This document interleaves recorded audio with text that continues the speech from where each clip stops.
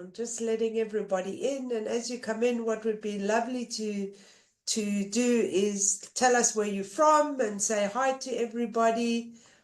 Faces we know, faces we don't know, but everyone is welcome here this evening, and it's just very cool to see all of you coming, joining us. Hello, Bridget, lovely to see you.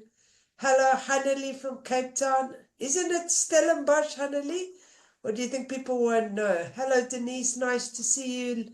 Linda, how are you? We miss you. Nice to see you. Hello, Nolene. Motselesi, hello. Hi, hello from Ukraine. Lovely to see you. I'm sure everyone's excited for this talk. A big warm welcome. Johannesburg. Fantastic. I'm sure there's some Brits in the audience. Here's a Brit. I'm letting a Brit in now. Hello from Switzerland, Ekaterina. Lithuania. Is that where you are from, Vito?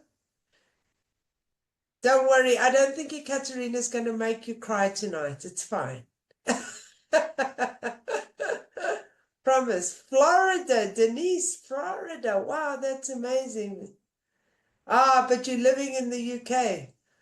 Vita, why aren't you joining our online healing course that's starting? Nolene, not online, in person. We're starting soon. Reach out to me if you're interested in joining. Yeah, welcome everybody. Oh, look at this. People who want to know about the science of energy. Matsalesi, lovely to see you. You're good. And Matsalesi's from Lesotho, which is fantastic. So I'm just going to do a lovely introduction. Ekaterina, if people come in, then I'm echoing with somebody. Is somebody unmuted? No, they've muted themselves. Ekaterina, if you can just let people in. So here we are at 7:01. A very warm welcome to everybody.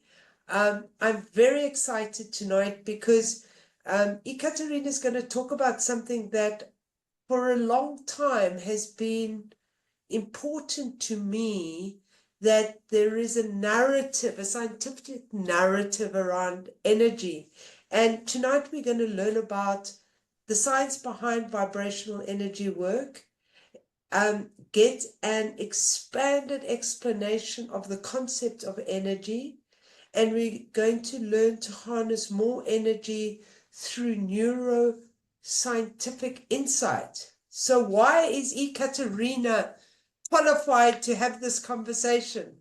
Well, that's because she has a PhD and is a scientist specializing in neuroscience and immunology. So highly qualified to have this conversation. But alongside that, Ekaterina recently qualified on our energy healing course, and so is bringing the two of her worlds together. And tonight she's going to be speaking to us about that. So I'm super excited to hear this from a scientific place, and I am going to be and I'm going to sit back, but I will ask questions. Please pop questions in the chat as we go along. We'll see whether we take them straight away or we do it at different times. But Ekaterina, and for those of you who don't know me, I'm Cindy Holmes, and I'm the director of the School of Intuition and Healing. But I think most people online know me by now. Welcome to tonight. Let's have a lovely interactive evening. We're going to probably be about an hour and 15, an hour and a half. And now I'm going to hand over to Ekaterina. Welcome, Ekaterina. Let's give her some. Well done. Wave her in. Hello. I'm so excited about this. Welcome to Talking at the School.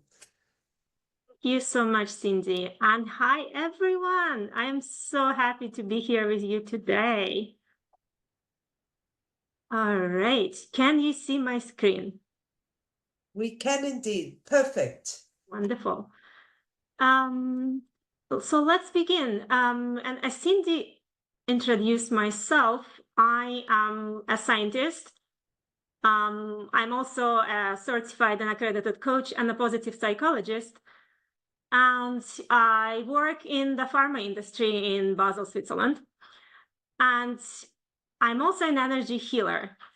And this combination of a scientist and energy worker, my colleagues often find it funny that a scientist is doing energy work.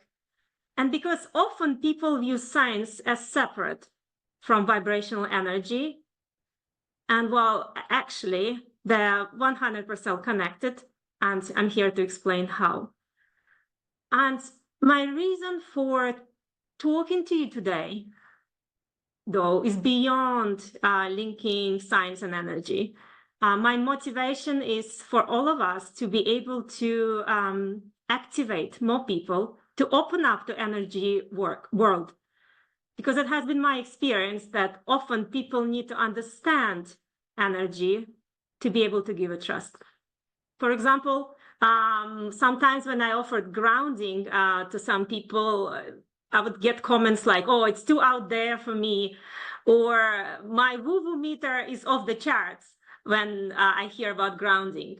But when I explain that what grounding is actually connecting our electromagnetic field, and I'll talk about that, with the electromagnetic and gravitational field of the Earth and receiving the electromagnetic charge, I found that suddenly it clicked for people and they became interested and receptive to grounding. So that is just one example. And today we are going to work with the quantum principles, neuroscience and psychology. And these fields are so complex, and I'm going to do my absolute best to translate the scientific experiments and outcomes into understandable concepts for you. And also these fields are so vast. In fact, there are so much data available, and our textbooks are just lagging.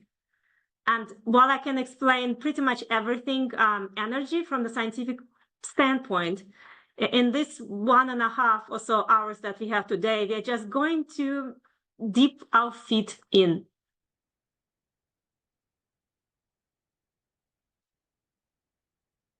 All right, and I'm going to start with a disclaimer that all science is indeed controversial. And in fact, most of the arguments I have ever witnessed in my whole life were probably at scientific conferences amongst the scientists. And specifically, I want to make a comment to the quantum physics because we are going to start there first.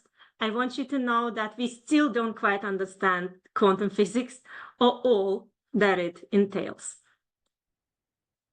And now with that, quantum physics has been developed in 1920s to describe atomic level phenomena. It is also often called quantum mechanics or the quantum principles. It's the same thing. And in 1963, two physicists, Bowler and McPhee, predicted that the heart should produce magnetic fields. And they went actually into a lot of trouble detecting those fields. And you're looking at the measurement of the magnetic field of the heart, as well as the electrical field of the heart. And this discovery was a definite breakthrough.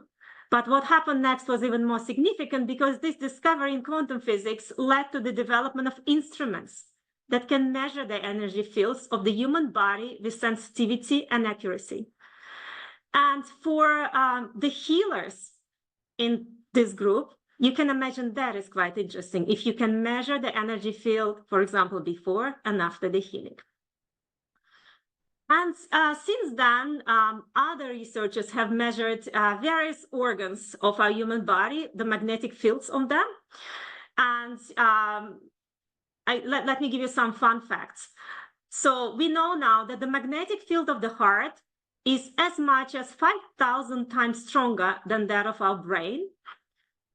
And also the magnetic characteristics of tissues and muscles And for instance, even the electromagnetic activity of the eye's retina have been measured.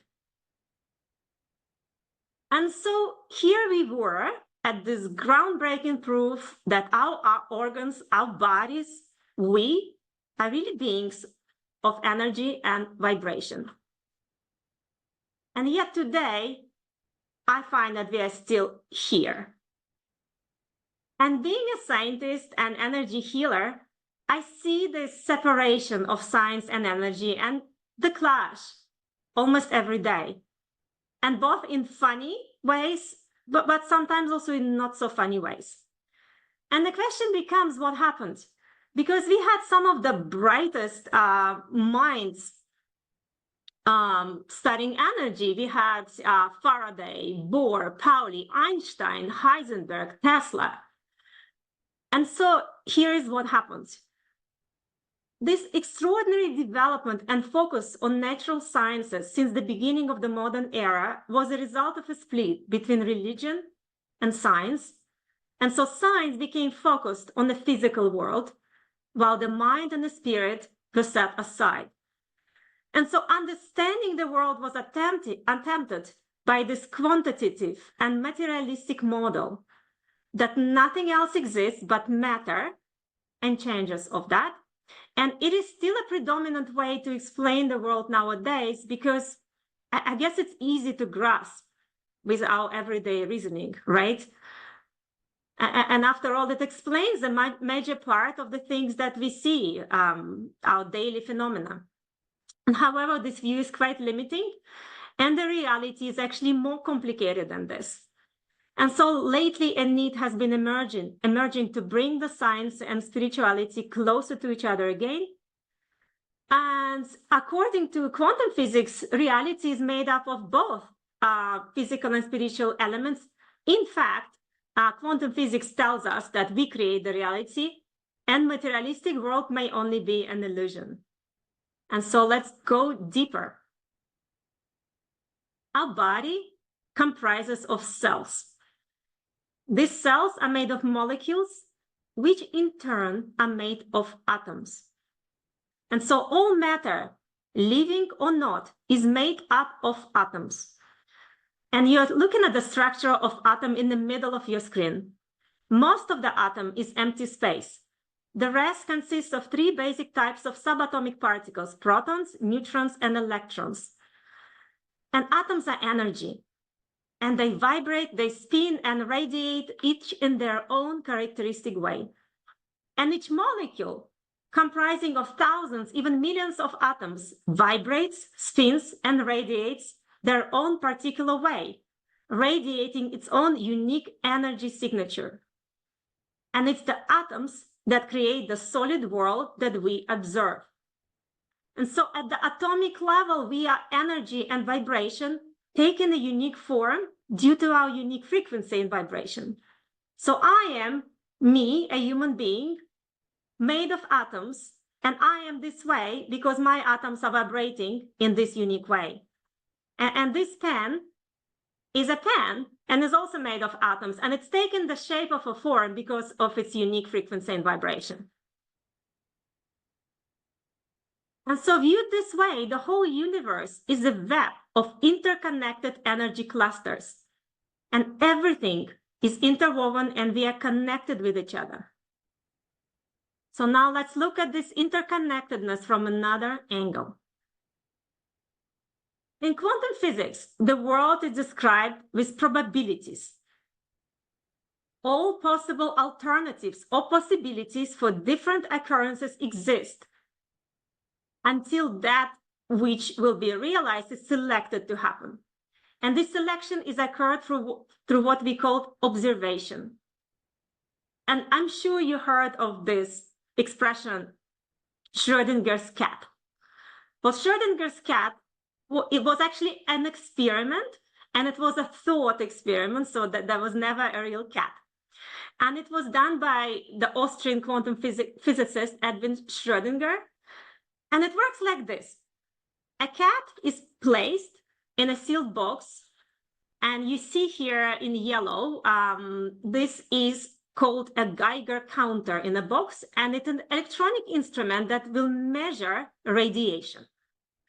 You also have in this box a bottle of poison on the bottom, and you have a radioactive particle.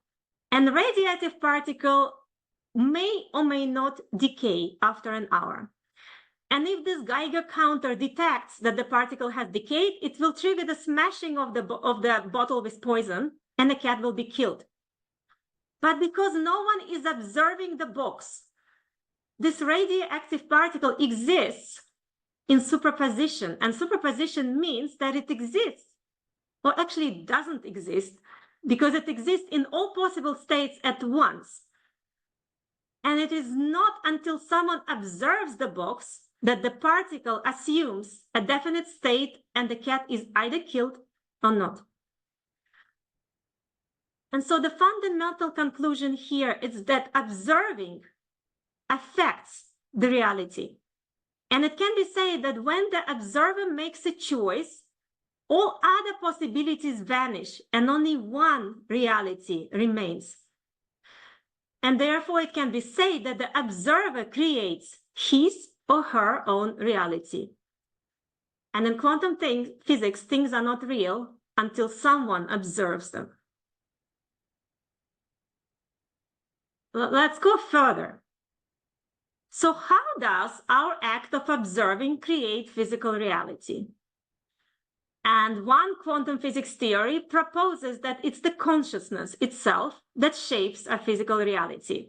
This theory is known as semi-field theory, and it's the inventor of this theory is Professor McFadden, and he's in England, actually, at the University of Surrey.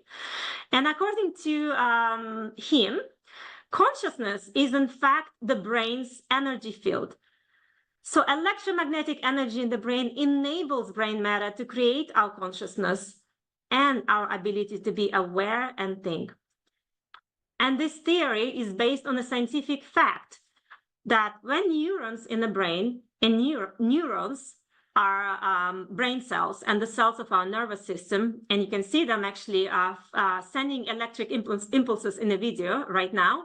So when neurons in the brain and nervous systems fire, they not only send the electrical signal down the nerve fibers, but they also send the pulse of electromagnetic energy into the surrounding tissue. And so according to Professor McFadden, this is our consciousness. And studies have shown that different states of our consciousness, different states of emotion, perception, and feelings result in different electromagnetic frequencies. And so at our subatomic level, the different vibrational frequency, your energy, will change the manifestation of physical reality. This is just something fun I wanted to share with you, because the Schrödinger cat monument exists in Switzerland. It's in Zurich, very close to where I live in Basel. And if you go and see it, depending on the light, the cat stature will appear either as a light cat or a dead one. And I actually find it as a very interesting, you can use this looking at that stature as a moment of self-reflection. So if the light will affect the reality of how this cat turns out, what is our light? So what is our internal, what is our consciousness? How is it for us at the moment? And consciousness is a major part of our energy. And so I invite you to take this moment of self-reflection right now. What is your energy like at this moment, right here, right now? What is the signal you're sending out? What is your state with which you're observing the world, your reality? Is it light? Is it dark?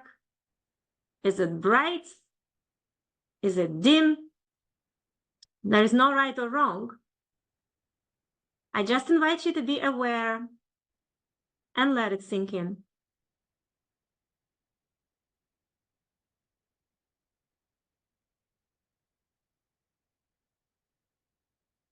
All right. And so quantum physics has introduced a view on what we humans are. We are vibrating energy.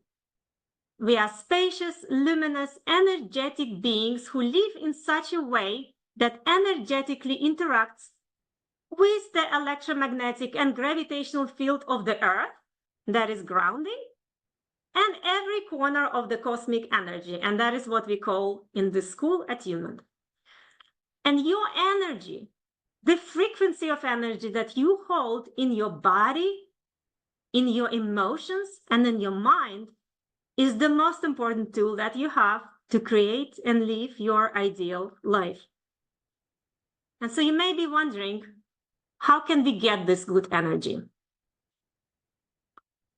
And for this, we are going to turn now to neuroscience and psychology. And I'd like to introduce you to the energy baseline.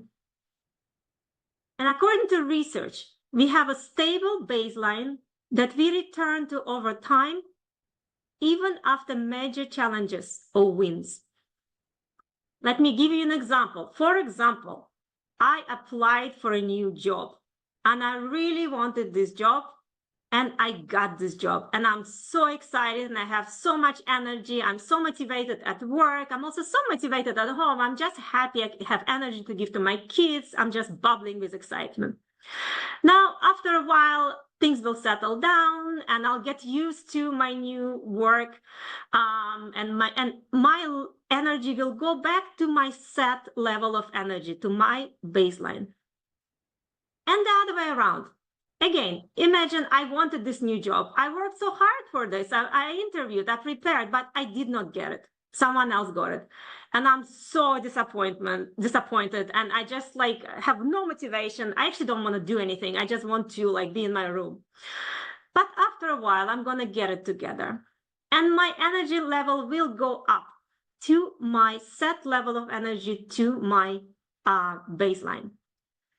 And I think it's quite obvious that the stronger is your baseline, the easier these fluctuations are, and the faster for you is to come up from when you're down, because we all go down. Challenges happen. And we all have different baselines because it's your personal energy and it's your state of, let's call it, readiness. It's how you are despite the circumstances, when the circumstances are actually not how you want them to be. You always have the set level of energy supporting you. You know, often when I talk about this concept, I get comments like, oh, well, Ekaterina, it's really easy for you to talk about it because you're such an energetic person and you must have been born like this, or you must have been born lucky and things just work out for you. And so let's actually have a look whether such comments have some validity behind them. Because there is interesting science about how this energy baseline is made up. So it is made up of 10% of our life circumstances. 10%. Think about it. We all try to figure out our life circumstances. That is me wanting this new job, right? In my example. And we all say things like, oh, when I have that, I'll be happy. But it's actually only 10% that determines our energy. Now, 50% of it is genetics. So comments like, oh, I was born lucky, or this way, they actually hold some value. But hold that thought for a second. We'll get back to the genetics. Now, 40% of our energy is how we think and how we act. And we know we can change that. Now, there is a new area of science, a newish area of science. It's called epigenetics. And epigenetics shows us that changing our habits can influence our DNA. So that means actually that we can change our genetics. And 50 plus 40 is 90%. So we can change 90% of our baseline. And I find this really exciting because we live in the age where we know we can change if we are willing to. And for the record, I wasn't born like this, and I always say that I trained for this. So let's zoom in our baseline is made up of 4 types of energy that feed off each other. And the most fundamental source of our energy is physical, and the most significant is spiritual. However, all 4 are important, and all 4 are interconnected. If any of this dimension is under stress or overstress, our overall energy, our baseline, will suffer. For example, I have a lot of friends who love to focus on the physical dimension, and that's wonderful.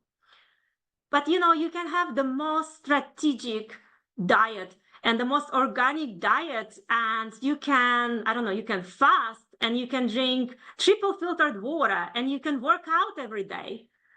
But if you're going to have, for example, negative self-talk going on, it will cancel out your physical efforts. And so I find it's cute to put effort into one domains, but it's just not going to work out long term. I also have some friends who are really investing heavily in the spiritual domain, and it's beautiful. But my friends seem to neglect, for example, the physical domain. And one friend made a comment, and he said, like, well, my body is not important. I'm not in my body. But yet we are. We are in our bodies, and if you don't look after our bodies, our overall energy will suffer. And I'm going to walk you through each of these domains one at a time. Before we do that, let's link what we just learned about our personal energy, our baseline, with the quantum principles about creating our reality. Because as what I was saying is, what we put out, we get back. So we should be mindful of what are we thinking, feeling, and doing.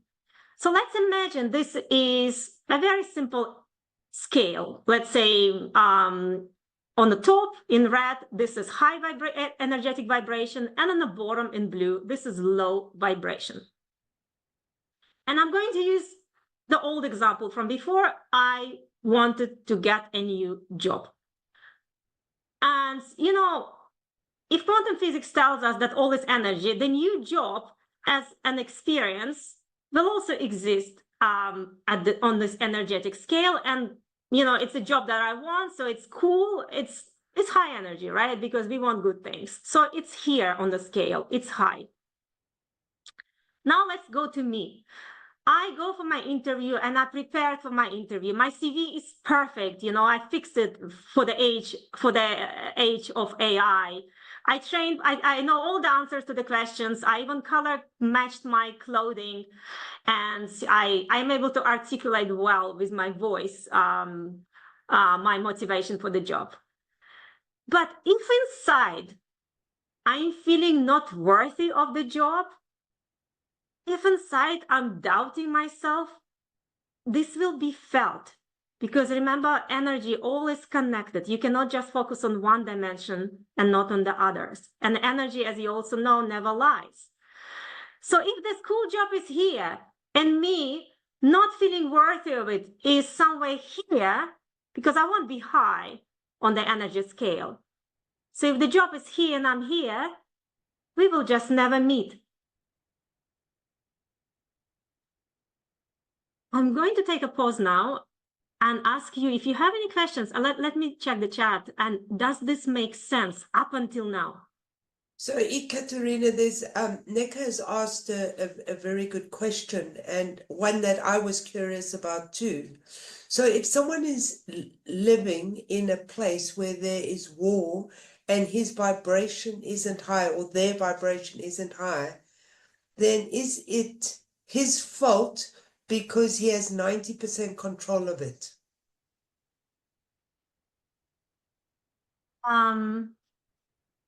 That's a really good question, and I'm so sorry.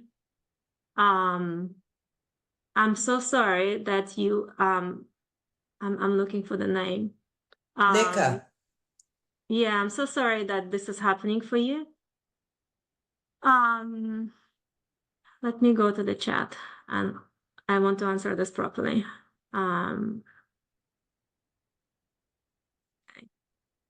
I'm going to say a few things. And again, I feel like we can go very spiritual here, and I don't know if I want to go there. Let me make a few comments. First of all, a place where there is war, I mean, that is really hard. That is obviously not a place of high energy. And places overall also have energy, and sometimes you go like to a city and you feel like come back energized, it gives you energy. And sometimes you're in a place that it's the opposite, it takes energy off you. So that is, and this place, when there is a war ongoing, there is obviously a place that will probably not give you energy. So this is very difficult. And no, Nika, you don't have 90% control of it. You have 90% control of basically how you can, and this is not, by the way, control, it's a choice. That 90% of your energy you can raise, you can influence.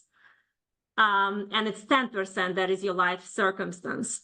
I would just say to this question that this situation makes it really, really extra challenging and really, really hard. But it doesn't mean that you shouldn't work on your energy and you shouldn't do just everything that's possible that you can to give you energy and restore your energy. Ekaterina, just to say that Nika has said that he's not actually in a war zone, but he knows people who are suffering from it. And I will never tell them about the energy theory. So there is that. I think Linda has a question, and maybe are you ready to take that to see if it's linked to this question? Go ahead, Linda. Hi, Katerina. Yeah, I think for me, because I mean that also contemplating that, I mean, if one thinks about that in the South African township, it's not, I mean, for some people it is war, that's their reality and that's their experience. And yet you have people who will be, I mean, let's look at our Springbok rugby captain, for instance. I mean, if you know his story and you look at where he is now. So for me, that I think I would be wary of saying that it's, 90% someone can control, because yes, there is the epigenetics that can, you can work with the genetics, but I think if you look at the average person, what they're working with is 40%, realistically. And for me, I do believe, I mean, there will be people that you're in war torn. So I think it's first of all about saying, it's their fault their energy is low because they can control 90%. I think it's not as simple as saying that. I think what you're demonstrating is that it is within their power. That 40% is 100% in their power in terms of how they think and act. And, it's why people who are in war-torn zones still, they go with acts of service to their family and their friends. There are people that live in townships that are having soup kitchens and feeding other people, food, because they're deciding, they're taking that 40% and they're lifting their vibrational energy to help others. So yeah, I don't think it necessarily answers the question, but I think in my mind, because epigenetics is very new, right? It's newish, yeah. It's about a decade old. Yeah. Which is new. Which is new, yeah. So I think one must just be wary of saying, people have got 90% of adding the 50 and 40 together. Yeah. But it's fascinating. I'm intrigued by that baseline. Does your baseline ever set? Is it constantly? I mean, it's that 10% that is your life circumstances. I guess that's the part you can't change at all, right? No. Yeah. Yeah, exactly. So the 10% we cannot change at all. And thank you, Linda.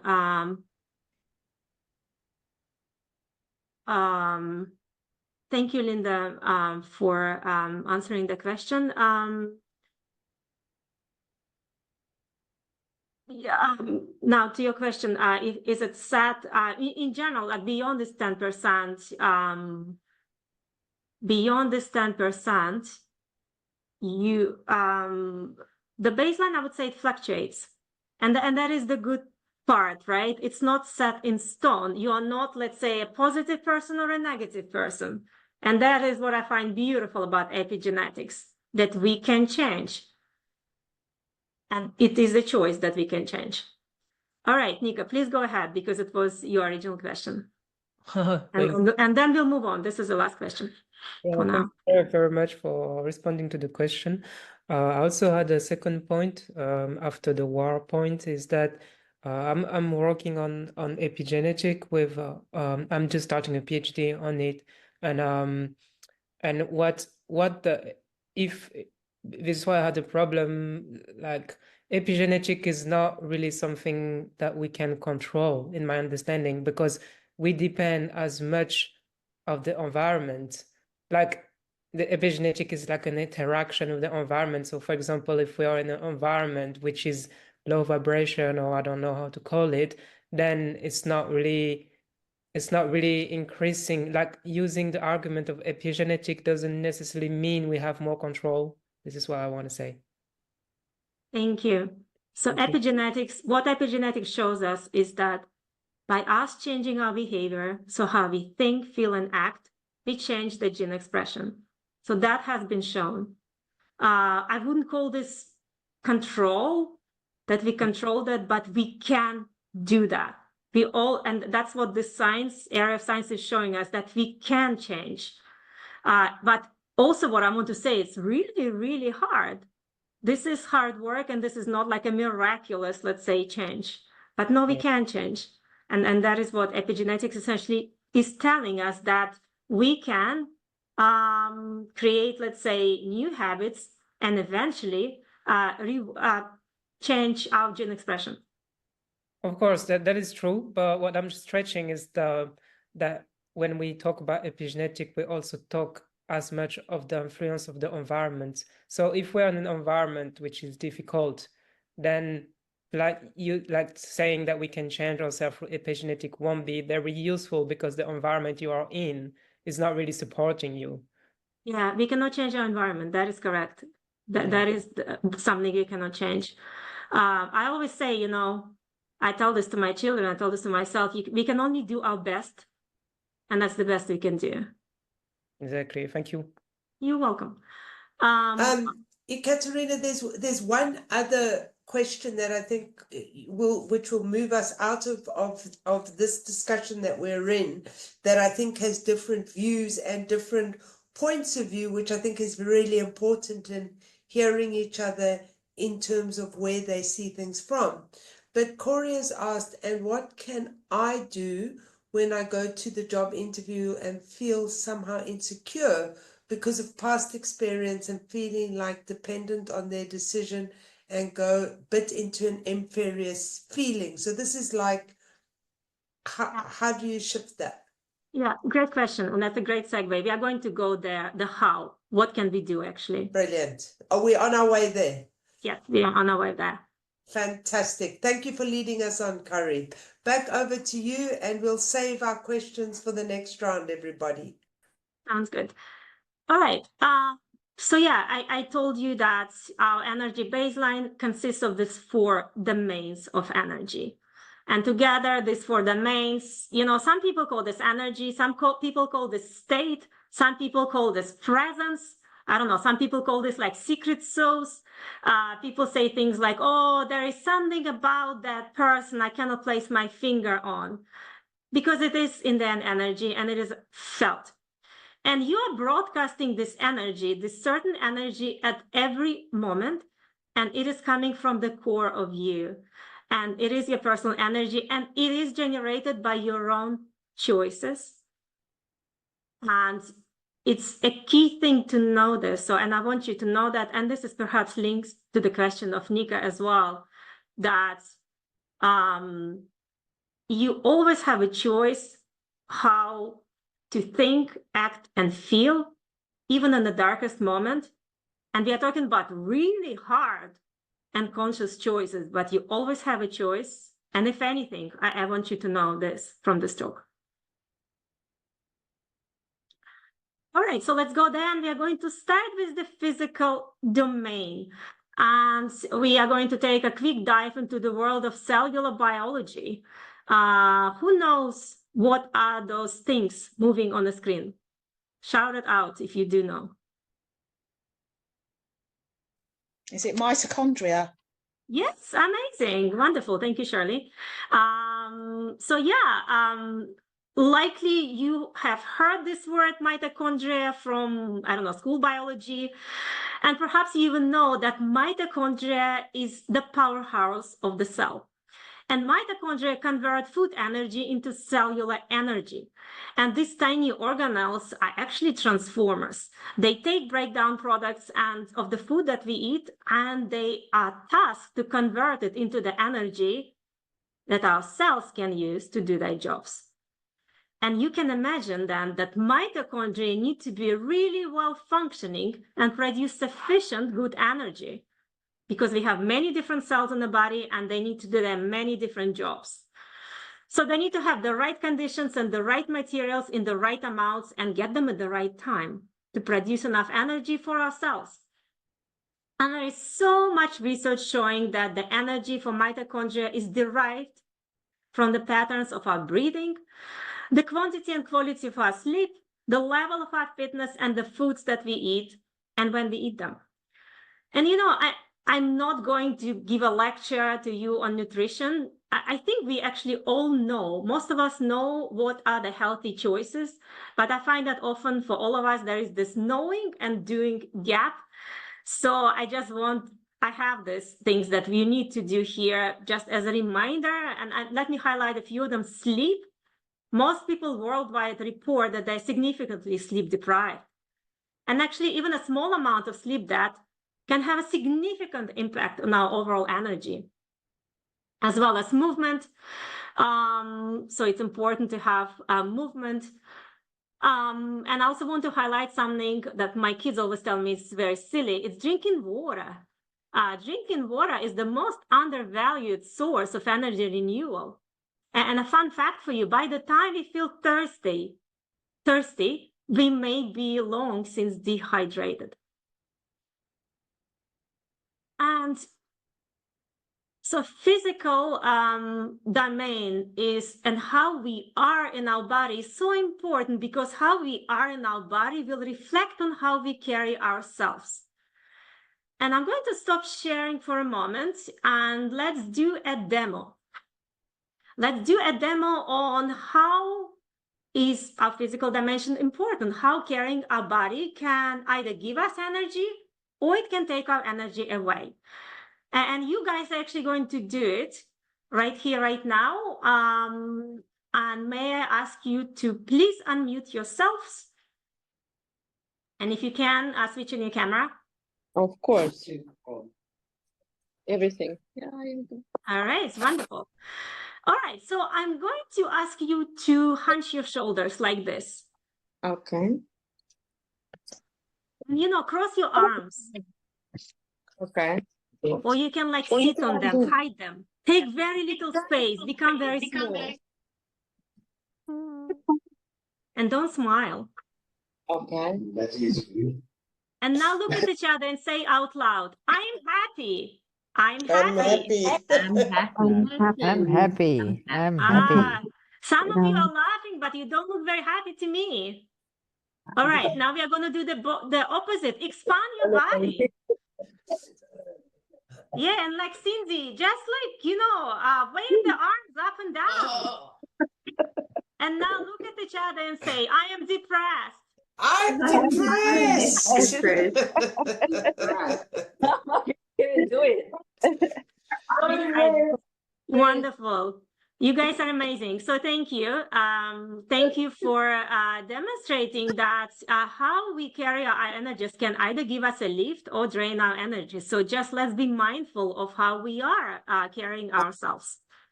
Mm-hmm. All right, and we can go back on mute now, and let me go back to sharing. Perfect. So we're still in the physical domain, and I do want to say a few words about breath work, because I feel that like breathing, it kind of became like a cliche almost nowadays. Everyone says like, oh, just take a breath. Well, yet we don't breathe properly. And by properly, I mean taking deep breaths. And the thing about it, breathing is really important. If we stop breathing, we die. Now, what happens if we are breathing shallow? We are not using the diaphragm much. And the work is done by the other muscles. These are the muscles around our rib cage and our neck. And they're not designed for long use this way. And we get tense and we get neck pain and headaches. Furthermore, not enough oxygen is going into our lungs. And not enough oxygen goes into our bloodstream, and the cells tense, and the cell walls tense, and not enough oxygen is going in. And more in detail, the balance between the levels of oxygen and carbon dioxide will be altered, and it will affect the acidity levels of our blood. And this alteration of blood chemistry will affect availability of oxygen to our mitochondria. And we just talked about how important mitochondria are. So it will restrict the availability of our energy. What else will happen when we take shallow breaths is that since we don't get enough oxygen, there will be, it's like an alarm being sent to our brain. It's a danger signal, not enough oxygen. And our brain will take that signal as a literal danger. And what will happen is that we will get locked into a so-called fear response that is invoked by the neuronal networks that are primarily residing in our left hemisphere. And I'm going to talk more about the brain in just a few minutes when we get to the mental domain of energy. So here, when we are not taking proper breaths, when we're taking shallow breath, we will be in one of these four responses, four fear responses. And you probably can recognize some of them. I personally have been in all of them, and it's not a good place to be. So pay attention to your breathing. And there are so many types of breathing. And again, I'm not going to give you a lecture on that. There is, for example, a boxed breathing where you can count to 4 when you inhale, hold for the count of 4, and then exhale for the count of 4. There is also a 4, 7, 8 breathing. When you inhale for 4, you hold for the count of 7, and then you exhale counting to 8. So you slow down your exhale. And then there is also a straw breathing that I personally really like. And that is essentially taking a breath and exhaling through your lips that you hold like as if you are breathing, blowing through a straw like this. And what happens that you slow down your exhale, and you will very quickly actually calm down and regulate your breath. And so, yeah, breath work is truly powerful and can be life-changing. And actually, that's why all the meditations in this school, at least, start with breathing. And yeah, we'll come back to this, to the brain and the importance of breathing in a few slides. As we enter the mental domain of our energy, and I want to start here with a very short story. It comes from boxing. There is a boxing champion, Ray Mancini. I think he retired now, actually, so he was a champion. But he had this funny story it's quoted widely in books and social media. So basically, one day Mancini came to his coach and he said, "Coach, I'm concerned. I had a negative thought in the ring today." To which the coach replied, "Yeah, okay, so just one negative thought?" And Mancini answered, you don't understand. One negative thought is what gets you hit in the face. And so not in such a dramatic way, but this is true for our performance in every other area of our life. Now, yet we think a lot of negative thoughts. So let me share some data with you. On average, an average person thinks 60,000 thoughts per day. That's what's running through our mind, 60,000 thoughts every day. 80% of them are negative. This is not you. This is all of us. It's me. I don't know. It's George Dispenza. Anyone, everyone. That's just how we are, human beings. 95% of these thoughts are repetitive. So just imagine how many negative thoughts are running through our mind every day. 85% of our worrying thoughts actually never happen. And 97% of our worries are baseless. That means we worry about things, but there is no substance behind them. There is no evidence that they will come true. And just like, let me give you an example that you might be able to relate to. Let's say you give a presentation and you get 10 compliments and 1 criticism. Where do you focus on? Well, I often focus on the criticism.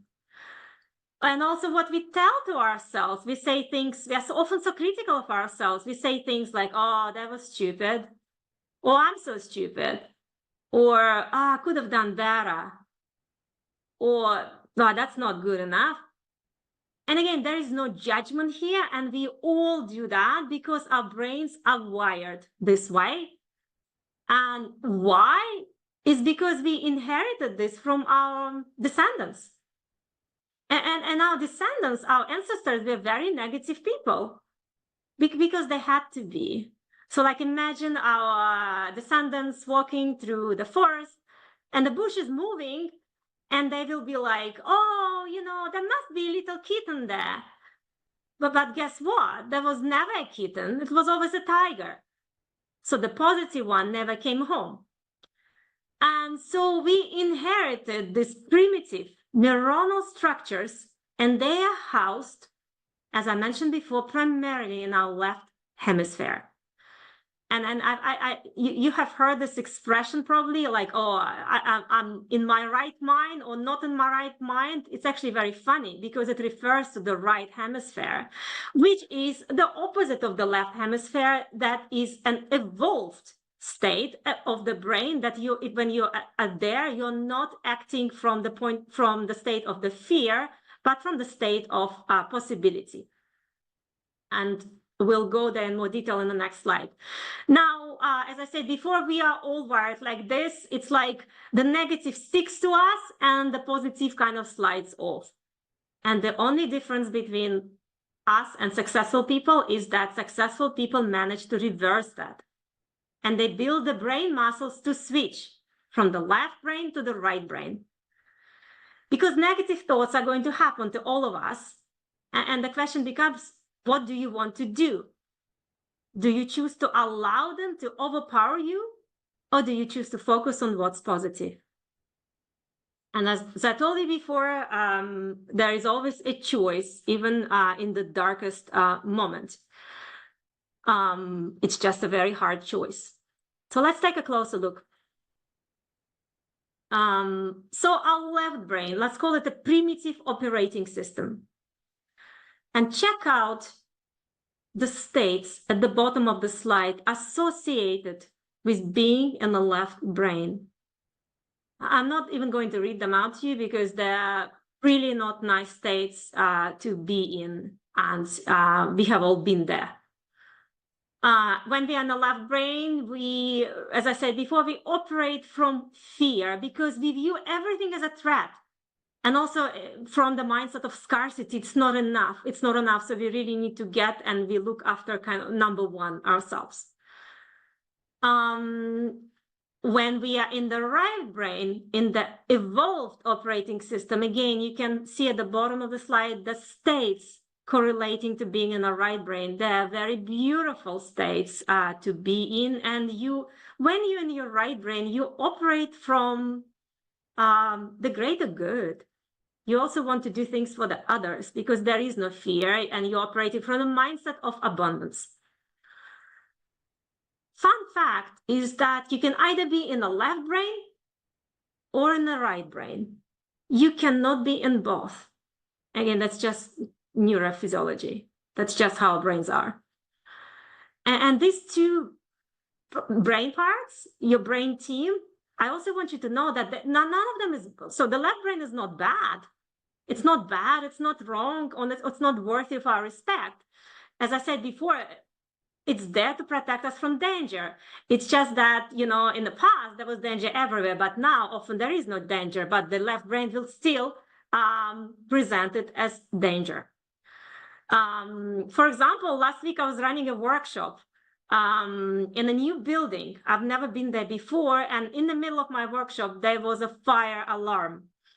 And, you know, I chose to stop the workshop and take the people out of the building. We did not know. There was no instruction what to do, was the training. There was no signal to evacuate. There was just the alarm.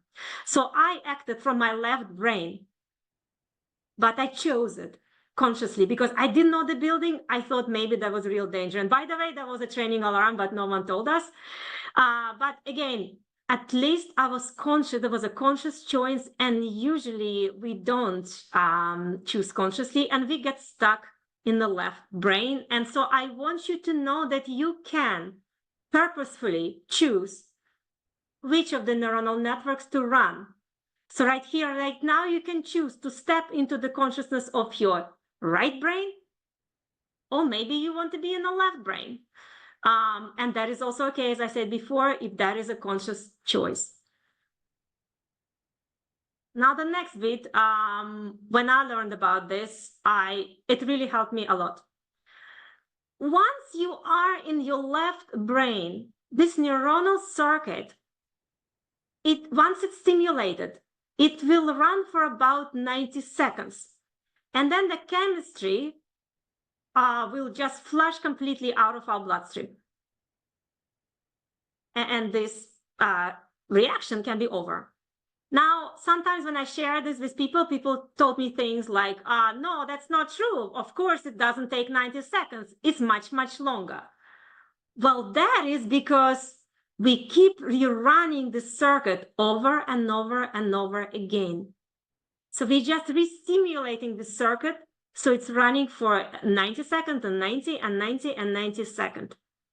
But if you choose to stop and not take the trigger, the circuit will run its course and stop after the 90 seconds because that is how long it takes for the brain chemistry to neutralize. And so I want you to know that if you are in the left brain, and it's, as we said before, it's not a nice state, not a nice state to be in. If you feel so bad, you have a choice. How long it lasts for, it's a hard choice, but you have a choice. There are many ways how you can choose. Let me share a couple here. And one is working literally with the left brain or the right brain. And it's a simple sequence. And as I said before, it starts with taking a few deep and slow breaths. If you don't do that, remember what I said, the brain will be receiving the danger signal, not enough oxygen. So if you're taking shallow breath, or if you're hyperventilating, the brain will be receiving this danger signal, and the brain will lock you in your left brain. So then no matter what you do, if you don't stabilize your breathing, you will be locked in your left brain. So breathing is really important. I'm not talking about doing like a proper, 10 minutes even. It just takes sometimes a few proper breaths. And you can always do this. You can always take a pause, even if you're in the middle, let's say of a conflict situation or a stressful situation, you can take a pause and take a few breaths. And this will enable you to hit the pause button and bring your mind to what I call a choice point, where you can recognize which brain are you running at the present moment. Are you in the left brain or are you in your right brain? And then you can consciously decide what would serve you best in this situation. And as I said before, it may be that you will still say like, no, I don't know, I want to be angry. I will still be in my left brain. And that's okay, because then it's your conscious choice.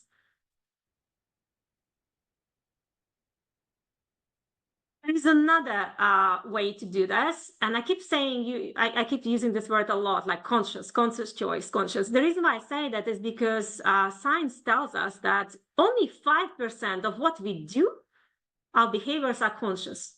95 actually is unconscious. We are not aware of why we're doing certain things.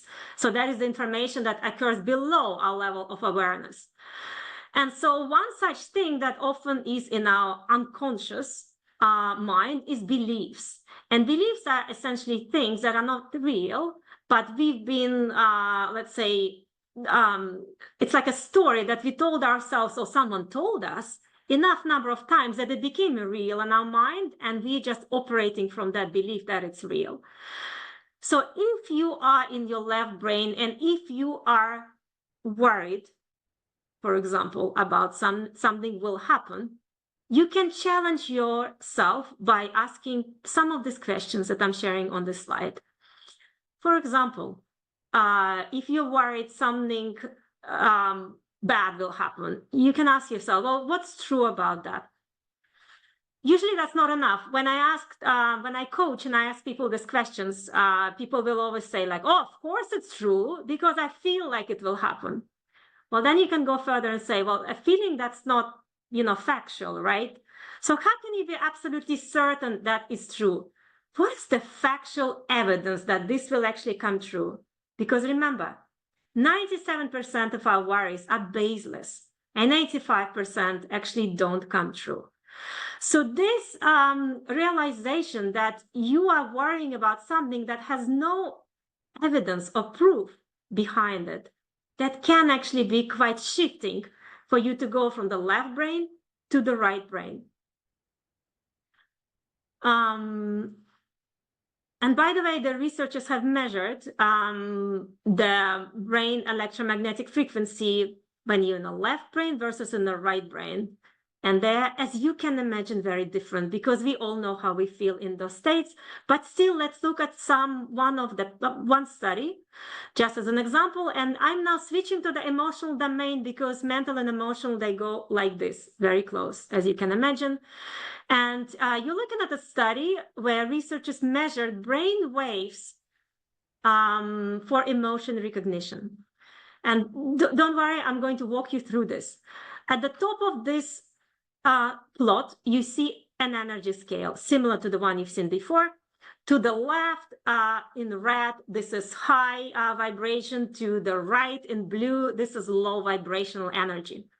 We have three groups of people in the study. We have to your left, people experiencing positive emotions, in the middle, neutral emotions, and to your right, people experiencing negative emotions. And in each of the group, you have 5 brain wavelengths. And don't worry about which one is which. I will explain this to you. So let's focus on just the positive group versus the negative group for the simplicity. So in group where people experience positive emotions, various brain waves have been measured, in some correlating to the state of focus, engagement, and peak performance.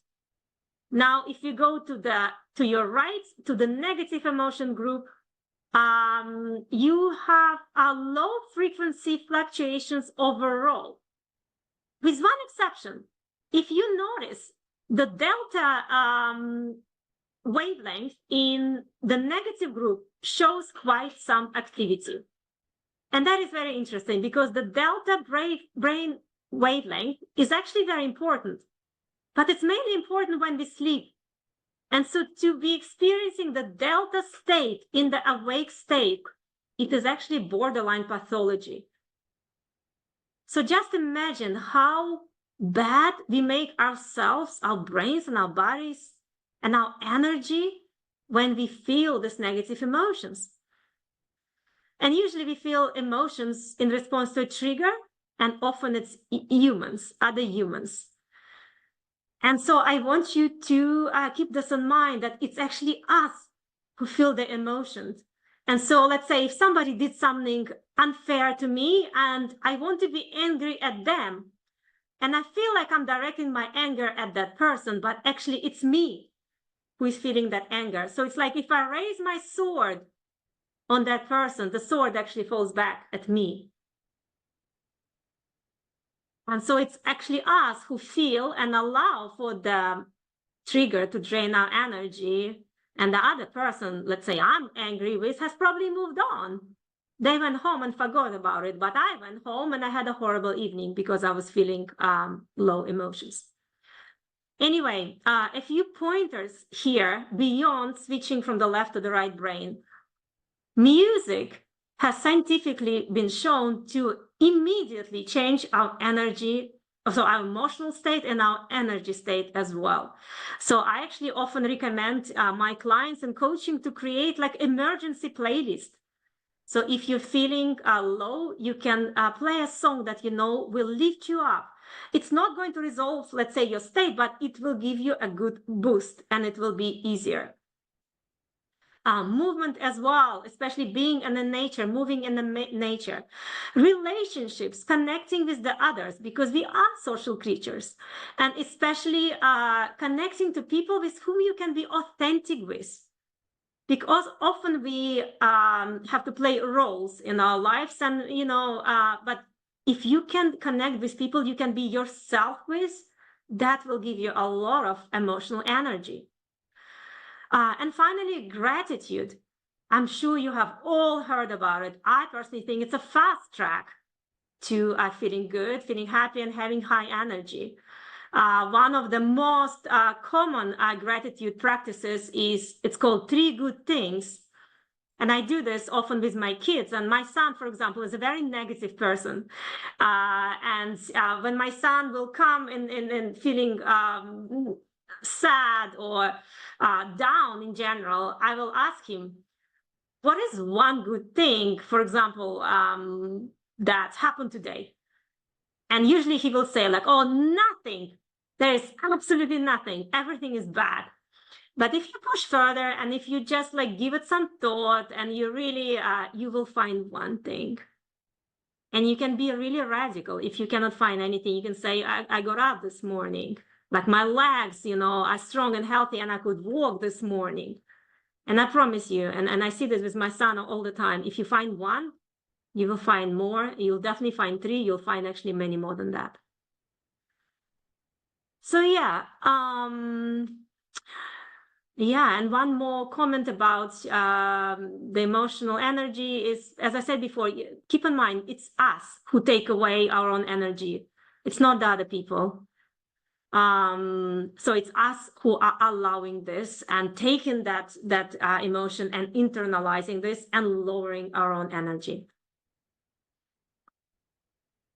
All right, and we are on the last domain, and that is the spiritual energy. And, I realize we are a diverse group of people believing in different things. So I'm not going to go and define this in spiritual terms, but let's look at this rather in more simple and elemental terms. And spiritual energy can be derived from a connection to a purpose that is beyond our self-interest. And we all have a purpose. And living with purpose is key to your life. And understanding that you're a purposeful being and have multiple missions in your life, it can be like, like a rocket fuel on your back. And so tapping into your purpose daily, it's incredibly powerful, and it's something that can light you up and propel you forward.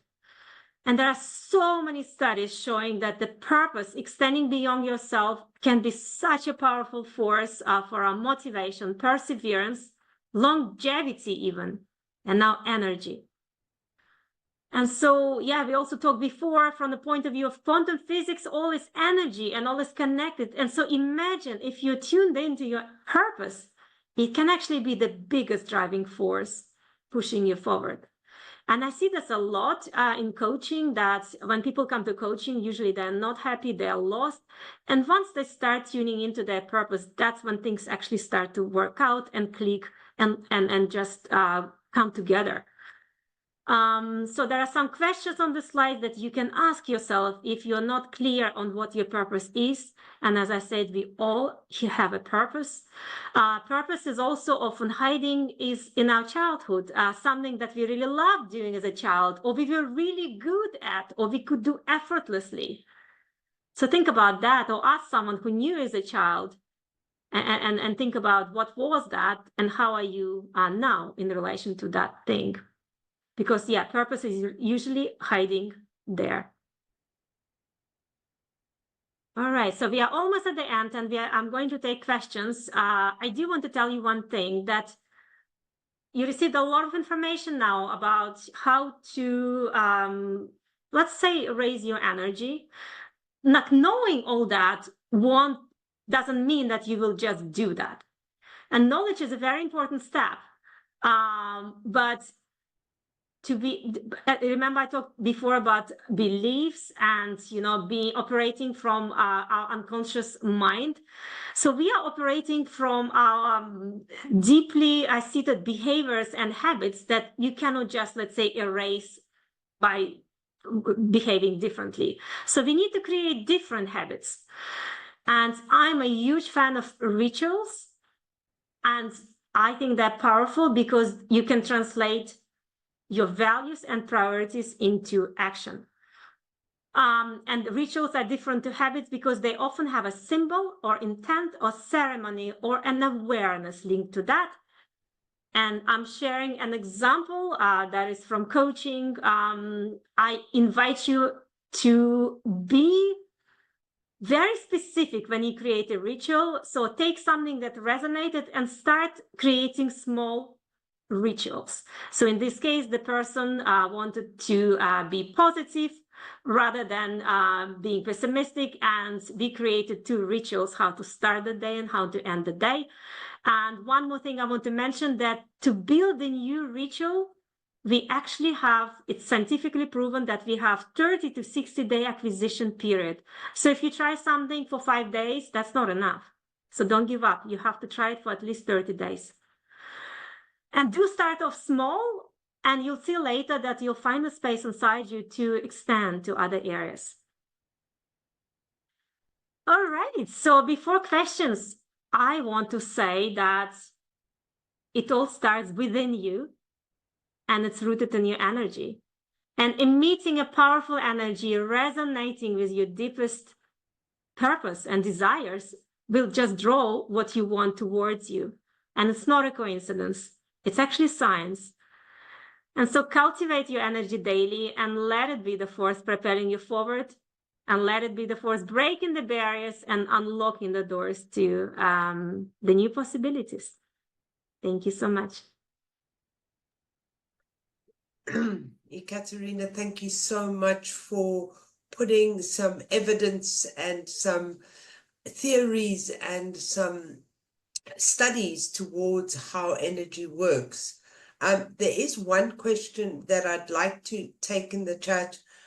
When you were putting up the percentages of negative thoughts and positive thoughts, and I think there was the 85 and 90%, there were those high percentages. And I asked, how would those percentages change considering trauma in the first instance, or be in the second instance of somebody who has really cognitively worked to changing those negative thoughts into positive thoughts and done the work really. So how do those vary? Is that an average taken over the positives and what people who suffer from trauma, mental health, those kind of conditions?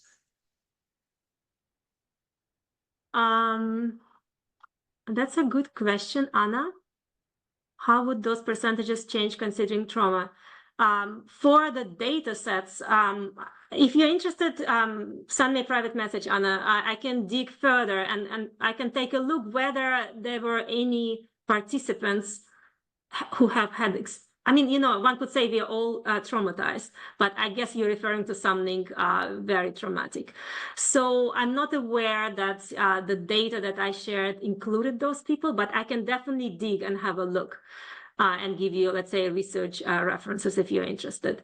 Now, I think the question is different, though. How would the percentages change considering trauma? Yeah, I don't know. I imagine they would definitely change. I imagine perhaps the person who has undergone something very traumatic would only experience negative thoughts. It's possible. I don't know.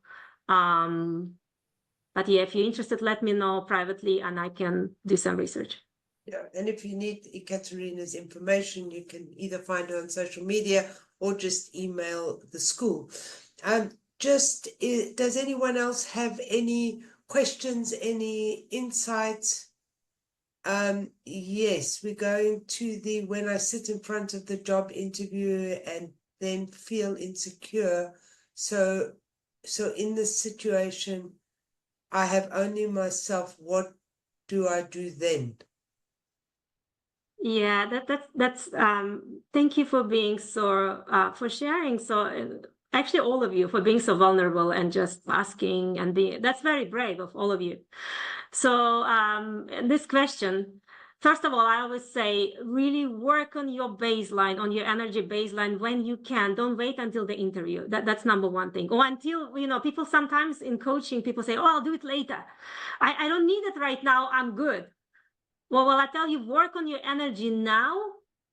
And because when you're already, let's say, in a stressful situation or you're down, it's much harder to come up.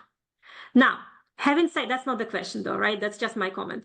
The question is what's happening that if you are feeling that you are in a situation, so in this case, you are in the interview and you're feeling insecure. I'm going to give one tip that I love, and I've given it to thousands of people and they have all loved it. So I encourage you all to try that. There is a lot of research about the mind and body connection, how basically they signal to each other all the time. So now if your mind is feeling, self-doubt or, I don't know, some worrying, you can trick your mind by changing how you carry yourself. And we actually just did that exercise, right? So there is, if you Google, you will find this. If you Google the Superwoman pose, you will find a lot of research and even a TED talk, Superwoman pose. And essentially, you don't need to stand like a superwoman or a superman, but it's essentially changing your body posture to expand, to open up and taking space and taking some good, proper breath. And that will signal to your brain that, it's all good, we are all good, there is no danger.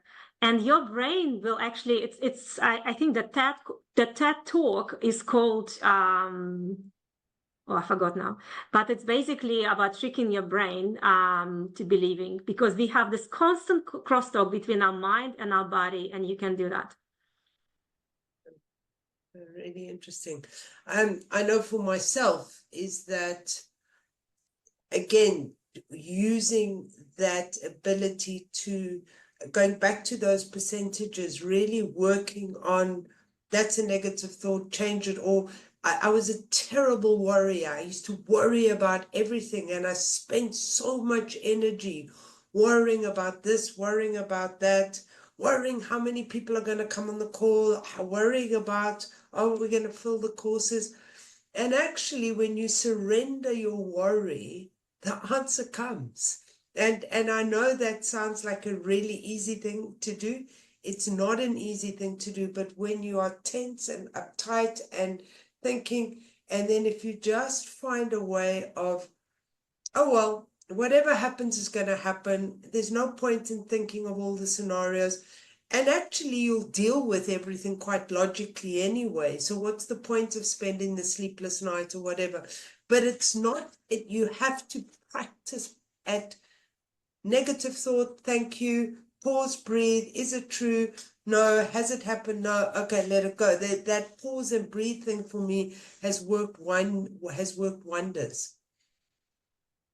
Yeah, thank you, Cindy. And think about it, right? Let's say our body, how we carry ourselves, our body I think this was my first slide that, researchers in 1963 measured that we have electromagnetic frequency coming from every one of our organs. And together they are like emitting electromagnetic field, right? And imagine how the field will be compromised if we're just like sitting and we're like, constricted and we are not breathing well. So it's all connected. And so if we say that the energy is felt, if you're sitting in an interview and you just like, all tense, your energy will come through this way as well. So I personally find it's a very quick way to just expand, take space. A lot of people are really good at doing this, but I find often like we don't, so if you're aware of like a moment of panic or stress, take space. That's really quick. Nobody will notice, yet they will feel it.